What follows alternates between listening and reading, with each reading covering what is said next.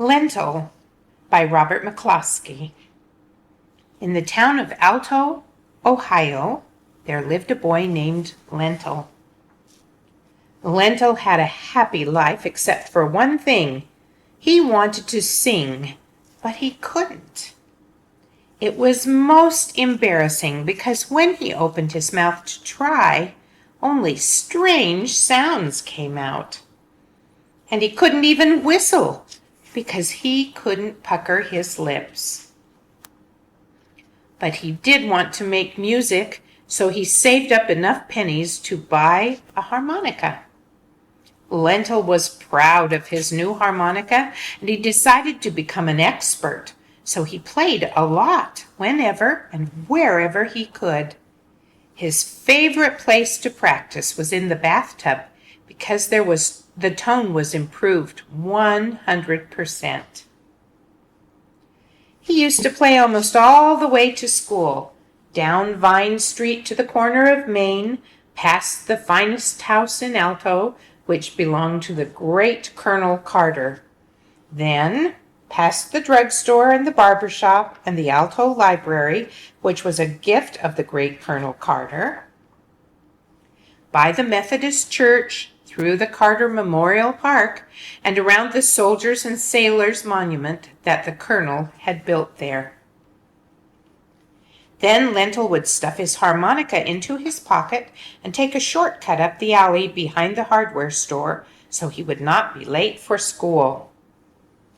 People would smile and wave hello to Lentil as he walked down the street, because everyone in Alto liked Lentil's music. That is, everybody but Old Sneep. Old Sneep didn't like much of anything or anybody. He just sat on a park bench and whittled and grumbled. One day the news got around that the great Colonel Carter, who had been away for 2 years, was coming home. People began to plan a grand welcome, but when Old Sneep heard the news, he said, "Humph! We was boys together. He ain't a mite better'n you or me, and he needs taking down a peg or two." Sneep just kept right on whittling, but everybody else kept right on planning. Colonel Carter was the town's most important citizen, so the people hung out flags and decorated the streets. The mayor prepared a speech, the Alto brass band put on their new uniforms, and the printer, the grocer, the plumber, the minister, the barber, the druggist, the ice cream man, the school teachers, the housewives and their husbands and their children. Yes, the whole town went to the station to welcome Colonel Carter. The train pulled in. The musicians in the band were waiting for the leader to signal them to play. The leader was waiting for the mayor to nod to him to start the band, and the mayor was waiting for Colonel Carter to step from his private car. All the people held their breath and waited. Then there was a wet sound from above. There was Old Sneep sucking on a lemon. Old Sneep knew that when musicians looked at him, their mouths would pucker up so they could not play their horns. The whole band looked up at Old Sneep. The mayor gave the signal to play, but the cornetist couldn't play his cornet. The piccolo player couldn't play his piccolo. The trombone player couldn't play his trombone, and the tuba player couldn't play his tuba, because their lips were all puckered up. They couldn't play a single note. The musicians just stood there holding their instruments and looking up at Sneep sucking on that lemon. The leader looked helpless. The people were too surprised to move or say a thing, and the mayor wrung his hands and wore a look that said, "Can't somebody do something, please?"